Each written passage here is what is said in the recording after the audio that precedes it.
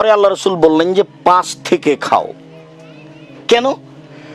রাসূল সাল্লাল্লাহু আলাইহি সাল্লাম বললেন কুলু মিন জাওয়ানিবিহা ওয়ালা তাকুলু মিন আস্তিহা ফাইনাল বারাকাতা তানজুলু ফি আস্তিহা। তোমরা 5 থেকে খাও, মধ্য থেকে খেও না, কেন? মধ্যে বরকত নাজিল হয়। 5 থেকে খাবেন, এর অর্থ হলো এই যে আপনার স্ত্রী ভাষা বুঝেন তো, বউ স্ত্রী যখন ভাতের পাতিল থেকে ভাতটা বের করবে তখন চামচটা যেন এক পাশে ডুবাই। এই ভাষা কি বুঝতে পারলেন? যদি মধ্যে ডুবাই তাহলে এই পাতিলের বরকত কমবেই। আল্লাহর নবী বলেছেন কমবে, অতএব কমবে। এবার গামলাতে ভাত উঠানো আছে, গামলা থেকে ভাত তুলে আপনার স্ত্রী বাচ্চাদের প্লেটে দিচ্ছে, তখনও আপনার স্ত্রীকে চামচটা গামলার কোথায় ডুবাতে হবে? এক পাশে।